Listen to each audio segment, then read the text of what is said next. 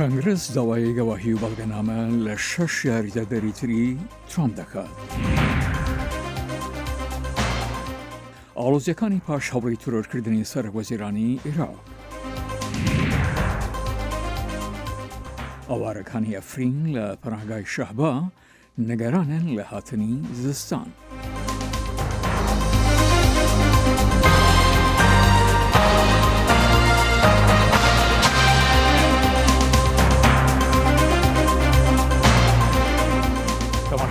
خۆشەویستی دەمەتان خۆش لە واشنگتن دیسیەوە خۆشاتنەوە ڕای بەڕامەی کورکونەکشن دەمژمار 8 شەوەکی و دەمە واشنگتن سشەممە 9 مانگی 11 ساڵە 2021 من جانە دیلان درودە گەرمە کارمەندەی لە بەشی کوردی پێشکەشدانکەم ئومیدەوارم دەمیگی خۆش وەلمان بوانەسەر.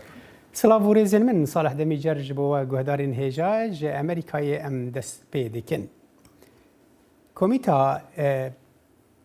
کۆنگرێسا ئەمریکا و کۆلینان دەربارەی عێریشا شەشی چلەیە دژی ئاواهەیە کۆنگرێسەدا دکە هەن کەسێن دن ji بۆ گەواهیدانê daxwazkirin.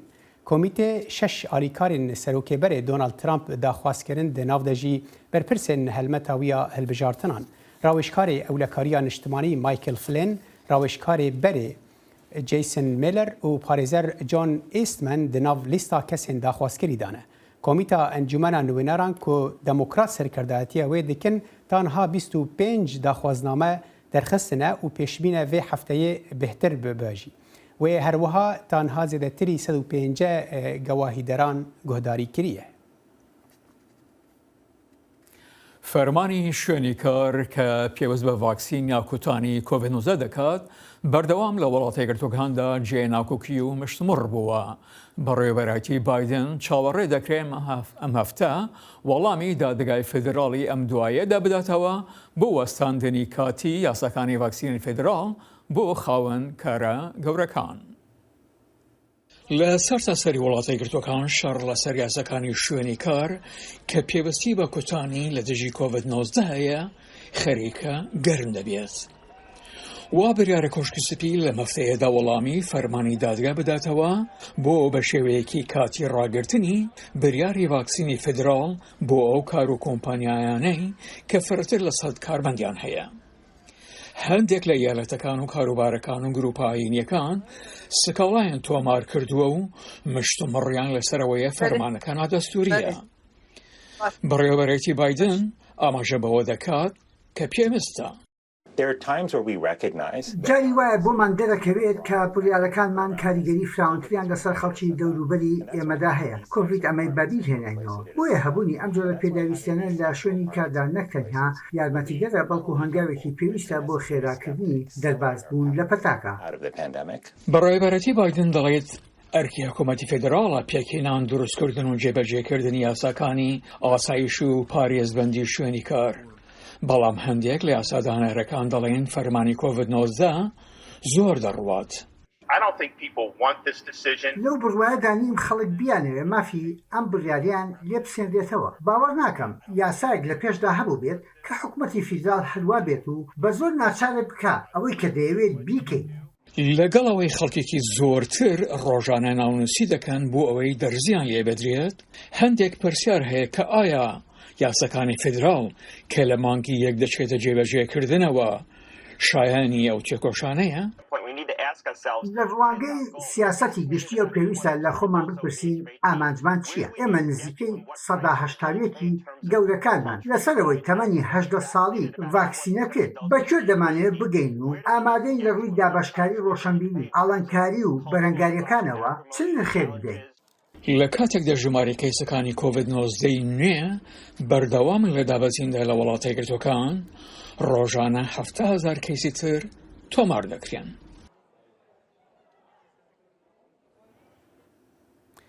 د ئۆپەراسیۆنێکە هەفدەمدا لەگەلەکە باژارên کوردان لێ ترکیە هێزن ئەولەکاریە دوشەمێ حیجده کس گرتن دناف دجی هن سرکردین پارتیا دموکراتیکا گلان هدپه به ادعای گریدان وان به تروری. اف اپراسیون بو پشتی دروجان ز سردان سروکی ترکیه رجب طیب اردوغان بو باجار باتمان کلور نامه دجی هدپ شاندن. تزانین دوزک یاسایی جبو گرتنا هدپ نهال دادگاه دستوریا ترکیه دبکو هدپ و ردکه و دبیجه و تبنگهن یاسایی نینن. جبو آگاهین بهتر دوی درباره ده نها خجیجان فارقین پیامنیر عمل دیاربکر بریا سکایپ به مرایه.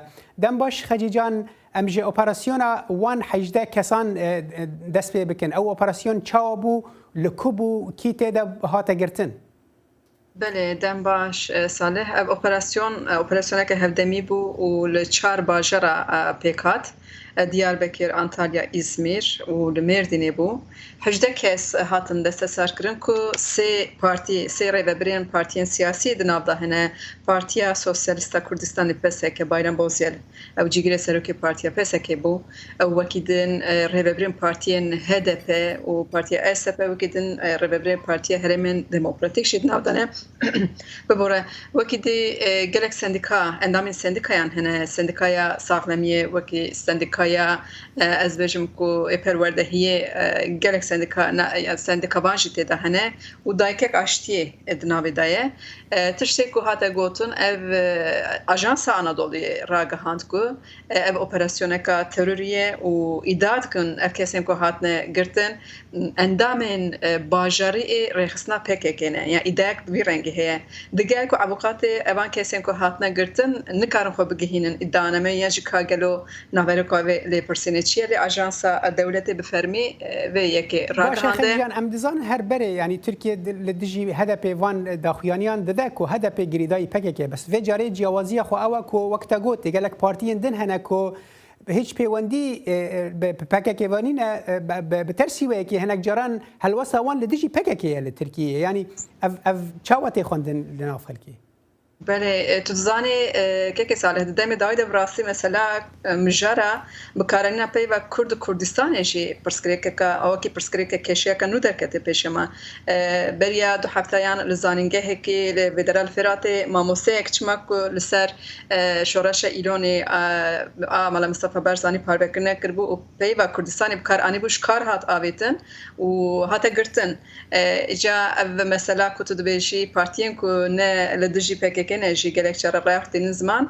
لی کوب اسرائیل اوجی مثلا کردستان تین زمان و گلک پار بکرنین خو لسر مثلا کردستان تینن زباورت کم اوجو سروی مثلا هات نگرتن پارتیا هرمن دموکراتیک و اسپ نیز هدف نه هلبت شخود نرینا یا اسپ جی پارتیا هفسروکا هدف ابر افریقن یکسک دابو اجبارو صدم امتکارم بهشم که او نیز هدون لی براستی وقتی که مرل بدی من نره بایرام بوس یا جیگری سروکی پسکی او هنکی کیسه که جوازت به درباره ده هر حال سردان اردوغان بو باطمان چه نامه شاندن و او يعني بيجن هالوستا اك بارتيا كبري الشغل دجي هدفه چقاس رونی کر بهتر خلکر الودره پیام کوشانده بون چه بون کاری هنکی و کی مشیرو بکی گلک پیام لدجی هدف الودره هات گوتن یعنی چاوره بو تدی هر پشتی دوزا گرتنا کو الهدف هات یفکرن بلکی پیام اردوغان هنچک هنک نرمتر به ل داویه دیسا گو پکک او هدف یکن دچاوی مدا و جهه جی لرحوانه تو اوانا حمی جبولیس کی قريت هاتنه با هفدو وانتینم با هفدو خواستن ریببریا ما تیک ببند شکل وی رنگی آنی الزمان یعنی آخفتناوی تندر و یعنی گو AKP نوا أبقى الصالة دا إيكو قد خاصر زمان راكريا أكو هرمي لبيش خستية بارتي أما دسلاتي أما وأفهمي ليسك قريتن هبونا هذا بيجي خواستة تخ نابي تشارشوفي يعني لدجي هذا بي لدجي جهة بيجلك تشاني يا أبغى خفتنا دراسي همان دميت مرت كار بيش يعني دسبيكا جوتارين هالبجارتني بخواجي چونكي جو أم دزانن كو خلقي ما ولاتي ما جري ما دسلاتيا دولتي رادستي جهبي وهدبي بخناكي وإيكود كارب بريفة بذا ولاتي ما إيكود كارب بمثلا كل شهر سر بكديسا أمن لوقت دما بحثا بباجة شهر سري جكر قلت كو أم جلك جدل بون ولريخ السنة به دست هن هزن اروپایی دولتن اروپایی جاره که دست بان ایریشا کر یعنی خواست که خلقی را بشه اگر ون پشتوانی ما بکن اما به مسئله جی چاره سر بکن اللي هدفه هو ده هبونا هدفه سکنا هدفه الخوشی دجی چاره سر کنا به مسئله یعنی پیامین کل هیوی بون تایبەت لەسەر مژارە گرتنا هەدەپێ شتێک نەگوتەری باشە خەجیان بەردەما مەگەڵی کێمە ئەگەر تو کورتی بە حساوەیەکی بکی هەلوەستە هەدەپێ دڤان 6 ڕۆژیدا وێ چ بەک و تەنێ بۆ وان 6 ڕۆژ هەیە و ئەم ببیژن تشتین خوا پاراستنە خوا پێشکەش بکەن ji بۆ ئەو دۆزا کۆ لە دادگاها دەستوریدایە بەش خۆ ئەڤیا عالی ئەو پاراستنا خوش آوی دمیش قداندن روزا یکشنبه و پاراستنا خواه نویسکی پیشکش دادگاه دستور بنگهی جی کرن اجا مایه کو انا دوزگر دستور بلند رای خو آلسر اساس محکمه را بشه و پاشه هم هدف هم جی اف دوزگر بدفکی پاراستنا خواه بکن و ازبارت کن نوا 3-4 مهیده دادگاه خجی جان خالات زلال بو خجی جان فرقین پمنی رامل دیاربکر گلک سپاس اسپاس قوت بشورا سنوردارکردنەکانی گەشت بۆ ئەمریکا کە لە کاتی پەتاکەدا دانراوە دوای فەرتر لە ساڵ و نیوێک کۆتایی پێدێت. ڕۆژی دووشەممە گەشتیاران لە سەرانسەری جیهانەوە دەتوانن سەردانی ئەمریکا بکەن بە مەرجێک دەرزی لە خۆیان داوێت. شایانی ئاماژە پێکردنە هەر ئەمڕۆ CDC هۆڵەندا و لۆکسۆمبۆرگی لەسەر لیستی ئەو وڵاتانەدانا کە شوێنی زۆر مەترسیدارن بۆ گەشتیاران.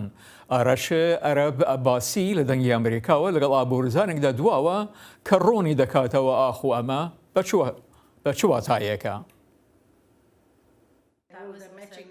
Ez zêdetirî salekê ku bavna Patel bûye dapîr ew li Londonê dijî li ji ber qedexeyên geştyariya pandemiyê vê hîn ji neviyê xwe yê li New Yorkê nedîtiye. Bi destpêka roja duşemê bû geştyarên vaksînkirî qedexeya geştyarî bû Britanyayê û çend welatên din tê rakirin. Patel pir bi kelecan e. Ez ê tiştekî ji xwe re bikirim ku li ser bêje ez ê neviyê xwe bibînim. Tu dizanî ez kumekê mezin dixwazim ku li ser nivîsî be ez ê neviyê xwe bibînim. Patel yek ji wan milyonan kesanek ku ji salekê zêdetir nikare serdana Amerîkayê bike. Snordarkirinên pandemiyê bandorekî mezin li ser ekonomiya Amerîkayê kiriye ku di nav de geştyarî heye.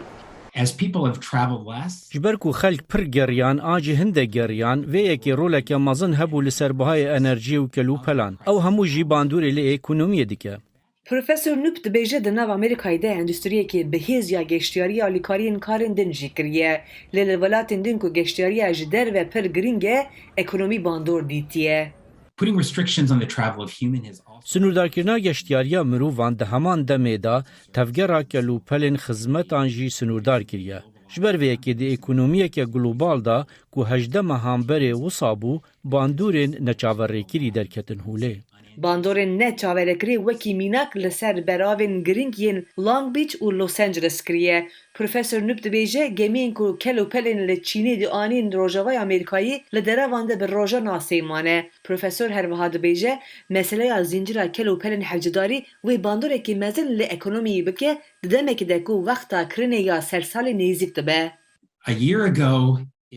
Sala par sektora geştyariyê pir ziyan dît. Lê wê bandora erênî li ser kelûpelan kir ku bi enerjiyeka kêm kar kirin. Lê niha her tişt tam pêçewan heye. Bihayê bilind yê enerjiyê û meseleya kelûpelên hewcedarî ekonomiyê lawaztir dike. Lê ji aliyê daxwazê ekonomî xurt e. Dîsa jî ji bo geştyarên wekî bavna Patel tiştê herî giring roja firoka wê ye. Ger ez karî bam semayê bikim ez ê semayê bikim.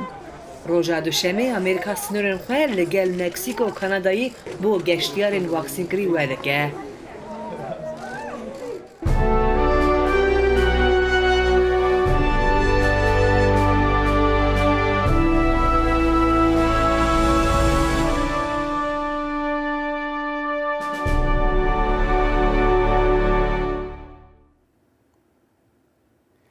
ناکۆکیە li dor encamên hilbijartinên mehaborî yên Parlemana Iraqê rewşa siyasî tevlihev kiriye û دەرفەت دایە گروپا تەرۆریست داعشێک و هەبوونا خوالەور بەهێز بکە بەرپرسên عراقی dibêjin pevçûnên di navbera hêzên ewlekariyê û xwepêşanderên ku daxwaza jinavbirina encamên hilbijartiran dikin de derfet daye Daişê ku dîsa xwe bide ser hev berpirsên leşkeriyên Kurd dibêjin diyara Daeş li navçeyê Nakok di navbera Herêma Kurdistanê û hikûmeta navendî de xwe careke din organîze dike. Pemnêrê me li Kerkûkê bêhtir zaniyarî hene. هاوکات لەگەڵ خۆپیشاندان و ئاڵۆزی و کێشمەکێشە سیاسیەکانی عراقدا جەموجۆڵی داعش لە زۆربەی ناوچەکانی عراق سەری هەڵداوەتەوە و فەرماندەیەکی باڵای پێشمەرگەش جەموجۆڵەکانی داعش بە مەترسی ناو دەبات ورتر قسە بکەین لە دوای هەڵبژاردنەوە لەبەرە ئەو مظاهراتانە هەیە ئەو خەڵکانی کە داوای ڕەبزی نەتایجی انتخاباتەکەن داعش لە عێراقا بە تایبەتی لە سنووری حەوزەی دیالە ئەکتیڤتر بووەتەوە وە گروپەکانی زیاتر ڕێخستونەتەوە و ئەوەتانێ شەو نییە لێرە و لەوێ پەلاماری جێشی عێراقیە دەن. ئاڵۆزیەکانی عراق هێزامنیەکانی سەرقاڵ کردووە. سەرقاڵبوونی هێزامنیەکانیش بۆشایی ئەمنی زیاتری دروست کردووە. دروستبوونی بۆشاییش ئەو دەرفەتەیە هەمیشە داعش بە دوایدا دەگەڕێت. داعش جموجوڵێکی پیا کردووە لە ناوچەکە بە تایبەتی لە سنووری دیالە تا ئەگاتە منتقەی کەرکووک و داخوق و منتقەی جەلەولا و خانەقین و تا ئەڕاتە منتقەی قوڵەجۆ ئەم ئاڵۆزیە بۆ نێرانی عێراق گۆڕانکاریەکی زۆر سەریعی پیا کردووە یعنی عێراق ئەم ئاڵۆزیە تەئسیری لێ کردووە بۆشایەکی زۆر پیا بووە بۆ ئەوەی تاوەکو و داعش جموجوڵی خۆی ڕۆژانە بکات. پێشمەرگە و هێزە عێراقیەکان وێڕایی چاودێریکردنی جموجۆڵەکانی داعش خراونەتە حاڵەتی ئامادەباشیەوە بە تایبەت لە شەواندا. مانگەیە نزیکەی 35 بۆ 40 چەکداری داعش کە لە سووریەوە هاتوون و ئەمانە تەوزیعبوونن بەسەر ویلایەتی کەرکووک و ویلایەتی دیالە و ئەم چەکدارانە زۆربیان تونسین و ئەفغانین و سوورین و هەمویان شارەزان لە قەناس و شارەزان لە اختطافکردن و بۆمبدانان. ئەمانە بەشێکیان ئێستاکە لە وادیشای لای داقوقەوەن لێوێ شۆبرۆ زەمبور و زەرگە ئەڕۆن بەشێکیان لە سنووری دیالە کە ئەوان ئەم قاتعی سنووری دیالان ناونەوە قاتعی خالید بن وەلید. هەر کات بارودۆخی عراق لە ڕووی سیاسیەوە ئاڵۆز بێت جوڵەی داعش و پشێوی ئەمنیش سەر هەڵدەداتەوە بۆیە هۆشداری خراپتربوونی دۆخەکە دەدرێت گەر هێزە عێراقیەکان ئاڵۆزیەکان تێنەپەڕێنن. دڵشادنوارە دەنگی ئەمریکا کەرکووک. سەرۆکوەزیرانی عێراق مستەفا کازمی لە هەوڵێکی تیرۆرکردندا بە فڕۆکەی بێفڕۆکەوان لە ڕۆژ یەکشەممە بۆ سەر ماڵەکەی ڕزگاری بوو و بەرپرسانی عێراق ڕایانگەیان کە و هیزیانێکی پێنەگەیشتووە. بەڵام بە پێ سەرچاوی ئاشکرا نەکرا و حوت لە پاسەوانەکانی بریندار بوونە. هاوکارمان بەڵێن ساڵە هەم راپۆرتەی بۆ ئامادەکردوین. ڕەوشی شەقامەکانی بەغدا پایتەختی عراق پڕن لە نیگەرانی ئاسایشی لە بەرەبەیانی ڕۆژی یەکشەممەوە کە هەوڵێکی سەرنەگرتوو درا بۆ کوشتنی سەرۆکوەزیری وڵاتەکە. هێزە ئاسایشیەکان لە شەقامەکاندا بڵاو بوونەتەوە بۆ بەرەنگاربوونەوەی هەر ئەگەرێکی تری نەخوازراوە. لكن هناك من يحاول أن يعبث بأمن العراق. لایەن هەندێنەوێت ڕەوشی ئاسایشی وڵاتەکەمان تێک بدەن لایەن هەن هەوڵ دەدەن گاڵتە بایەندە عێراق بکەن. ئەوانە دەوڵەتێکی چەتەگرایان دەبێت و دەوڵەتێکی پڕ لە بۆشایی ئاسایشی بەڵام ئێمە بە دوای بنیادنانی دەوڵەتی عێراق و ئایندەی عێراقیەکان دەگەڕین بۆ پاراستنی شکۆی عێراقیەکان. ئێمە ڕێز لە دەوڵەتەکەمان دەگرین و کاریش بۆ سەرکەوتنی دەکەین. گەورە کاربەدەستانی عراقی بە خودی سەرۆکوەزیری وڵاتەکەشەوە لە ڕۆژی یەکشەممەوە ئاماژە دەکەن کە هێرشبەران دەناسن بەڵام تا ئامادەکردنی ئەم راپۆرتە ناوی هیچ کەس و لایەنێکیش ڕانەگەیەندراوە کە بەرپرسیارن لەو هەوڵە سەرنەگرتووەی زۆرێک لە عێراقیەکان بەکارێکی تێرۆریستی ناودێری دەکەن. سوف نستمر والبحث. ئێمە بەردەوام دەبین لە گەڕان بە شوێن ئەوانەی ئەم تاوانە قیزنەوەیان کردووە ماڵی سەرۆکوەزیریان کردووەتە ئامانج بە شوێنیاندا دەگەڕین باشیان دەناسین زۆر باشیان دەناسین باش دەیان ناسین و دەیان دۆزینەوە دڵنیا بن. بەڵام بۆ عێراقیەکان ئەو جۆرە پەیمانانەی گەورە کاربەدەستانی وڵاتەکەیان جێی خۆشحاڵی نییە لە ڕوانگەی ئەو ئەزمونانەی پێشتر هەیان بووە.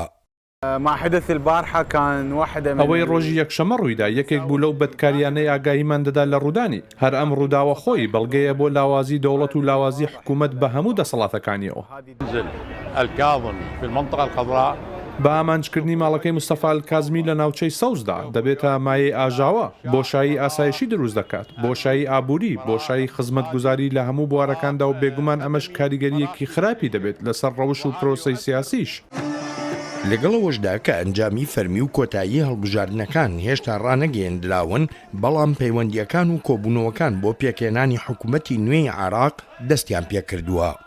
بە ئامانجکردنی الکازمی دەبێتە مایەی کێشە لە نێوان لایەنە سیاسەکاندا و پرۆسەی پێکێنانی حکوومەتی داهاتووش دوا دەخات. زۆربەی ئاماژەکان بۆ ئەو هەوڵە سەرنەگرتووە بە ئاڕاستی باڵە سیاسیەکانی حەشدی شعبیدا دەڕۆن کە سەر بە ئێران و لە هەڵبژاردنەکەی مانگی دەی عێراقیەکاندا ژمارەی کورسیەکانیان بە شێوەیەکی بەرچاو کەمی کرد. لە ئەنگرانی ئەو هێزانە هەوڵە سەرنەگرتووەکەی ڕۆژی یەکشەممە وەها لێک دەدەنەوە تەنها یەک مەبەست هەبوو لێی. ئەمە پیلانێکە ئەمریکا و ئیسرائیل کردویانە و لە سەرۆکوەزیر دەدەن تا لۆمەکە لە ئەستۆی حەشدی شعبی بنرێت و بینی کازمی و حەشد تێک بچێت. لەو هێرشەدا کە کرایە سەر ماڵی کازمی سێ فڕۆکەی بێفڕۆکەوان بەکارهێنرا بوون وەک کاربەدەستانی ئاسایشی وڵاتەکە دەژڵێن بەلانی کەم لایەنێکی چەکداری سەر بە ئێران ئەو هێرشەی کردووە. زۆرێکی لە عێراقیەکان دەڵێن دڵنیان لەوەی ئەگەر سەروەری یاسا لە وڵاتەکەیاندا نێتە ئاراوە ئەوە بە دووری نازانن ئەو جۆرە هێرشانە بەردەوام بن. دربدرên Efrînê li kampên Herêma Şehba ya Bakurê Helebê bixemin li dor hatina zivistanê ku alav û derfetên kêm li kampan hene ji bo parastina wan û zarokên wan ji sermayê. Pemnêra me li wir ji nêzik ve rewşa derbideran şopand û ev raport amade kir. Zivistana çarê li ber deriyê çadirên derbiderên Efrîniyê li penageha Şehba. Malbat jî ji bo xwe ji serma û seqemê biparêzin di nava amadekariyan dane. کوچش دەستێ وان وەرە ئەو دکن دا ku zivistan li ser wan nebe mîvanekî bargiran. Alav û maddeyên girtina dûra çadiran û çêkirina taldê da ku baran derbas hundir nebe zû zû peyda nabin û gelekî buhane. Derbider dibêjin çadir tu carî nabin mal û ew hertim bi sererastkirina çadiran re mijûlin. Betanî jiyakê min soba jê bû 3 sal em datine zivistana çarê xerab bûme çekirin. صوبتنه مازوتنه جلتنه باتانی کردم بود 4 سال باتانیش کردم بود اینا گرمنم بین ام دخوازم بریستان دم مگم بین گبوستان گبو برف باران چتنه جالی خوفا شاراداریا پناگاه شهبا به درفتین هی هول ده خدمت گزاری زوستانه جدر بدران را پیشکش بکه لجبر دور پیچا هرمه اون دستک دای ناره خستنین هاور چونه درفتن وان سینور دارن چادر دوان مثلا چادر تنانه چادر دسر نبی چادر را دریه پرچه بینیانه گوراندن دخوازه اما درفت و امکان تنانه به چادر در بازی شهبا ببن امکان بن و چادرنا بگورن مثلا هندری وان عازل به ما گرکن تنانه یانه کش او هوای هریما شهبا دوارز از وستان دا پر ساره بای کر حری و شلیه هشتیه کوداییک د خما گم کرنا زاروکان لبن کونان دابن هاوی نقچک تم نخوشه نه این زوستان وره که چوبه به زوستان وره صوبت نه به زیده چردنده بیانی صوبت داره وره دیندن بس موضوع ایش موضوع وره ایشی مرو داره میشی به موضوع جنه و تشته ارتای تم نخوشیه و قچک جه قیت زانه یاله رو که ارتنه به قچک نکنه خواهی ده ناوا چادرن وی کامپه ده و 4 کامپین دنده دربدرن عفرینی و مالباتین وان بفکارن دیز وستانه که چاول بندوان به کجبر روشا دور پیچل سر هرمه سو تمنی به حسانی ناگه جوان و لعالیه کی دن لدوره تو جدرن خو پاراستنا جسرمه پیدا نابن نوروز رشو دنگ امریکا ج کامپین دربدرن عفرینی ین هرما شهبا سیودو هەمین فستیڤاڵی فیلمی ئەنکەرە بە هەمگوزاریەک لە ئەنکەرە دەستی پێکرد. ئەم فستیڤاڵە فەرتر لە ساڵی ڕابردوو بەشداری تێدا کراوە. فستیڤاڵەکە 63 فیلمی براوەی خەڵات لە 16 وڵات نمایش دەکات، هەروەها 15 کورتە فیلمی تورکی لەم فستیڤاڵەدا پێشبەرگی دەکەن. پەیامنێرمان لە ئەنکەرە ئەم راپۆرتەی ناردووە.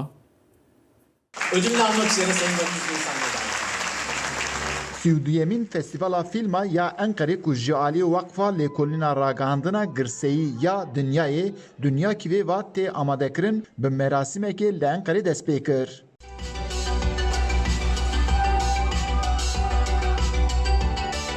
Di festîvalê da ji 16 welatî 63 fîlm ku xelat girtine tên pîşandin. Dîsa 15 kurtefîlmên netewî di navbera xwe da dê pêşbazî bikin. Ev festîval heta 12 mijdarê dê di sînemeya Büyülü Fener da fîlman pêşkeçî temeşevana bike. Li gel pêşkeşiya fîlman dê panel û gotûbêj jî bên çêkirin. Li tevahiya Tirkiye çand, huner, tiyatro û sînema derbeke mezin xwarin. Ji ber vê yekê jî ev festîval di hawildoreke wiha da çêdibe. Li gorî salên borî ev sal eleqeya temeşevanên Enqerê gelek zêde ye. Wan bi vê yekê dilxweşin. Armanca me yek jî ew e ku êdî bila gel ji kolana netirsin û jiyaneke normal bikarbînin. Me hemû bergirî girtine, bila bi dilekî bêtirs filman temaşe bikin. Di vekirina festîvalê da gelek kes beşdar bûn. Serokê Şaredariya Bajarê Mezin ya Enqerê Mansûr Yavaş ser festîvalê ji bo dengê Amerîkayê ra axivî û ev festîval wek rizgarkirina huner pîşanda. Piştî ku em hatin ser kar me piştgirî da hemû festîvalan. Berî her tiştî em dixwazin huner azad be û navê Enqerê bi hunerê derkeve hemberî dunyayê.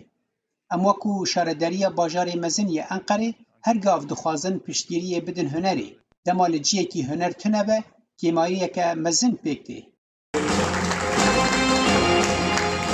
Di festîvalê de xelatên Rûmetê hate dayîn. Xelata Çinara Hunerî, Erendiz Atasu, xelata ragihandina girseyî Hunermend Ganî Müjde, xelata Keda Aziz Nesin jî lîstikvan Perihan Savaş girt. Ankara Film Festivali. Festivala filma ya Ankara Festivalekî taybet e. Bi salan ku berdewam dike. Di demêberê de min endametiya vê festivalê kir. Lê îro min xelatê Aziz Nesîn wergirt û ez gelek dilpêxweş bîm. Lazim e hevkariya festivalê bête kirin ku da temen dirêj bit û berdewam bit. Rêwîtiya hunerê hiç gaveke hêsan nebûye. Li Tirkiye di destpêkê de pandemiyê rewşa hunerê ber bi xerabiyê vebir. Dê 15 salên dawî de jî rewşa siyasî li hemberî hunerê astengî çêkir. Dîsa jî hunermendên afrîner derketin, ev ji bo hunerê tiştekî giring e. Di sala borî da di dema pandemiyê da festîvala fîlma bi dilekî tirs hatibû çêkirin. Lê ev sal temaşevan bêtir eleqe li hemberî festîvalê nîşandan. Hê festîvala fîlma ya Enqerê dest pê nekiribû ku piraniya bilêtan hatin firotin. Eyûb Demîr, Dengê Amerîka, Enqere. بله بینرین هجا به وی راپورتی هم دیگن داویا کرد کنکشن ایرو تا جاربه سلاوین بیریوان یوسفی و خالد فتاح لکنترولی و ینجانی دیلانو من صالح دمی جرج فرج استودیو جبوه هر شاد و بختور بن. بمینه خوش.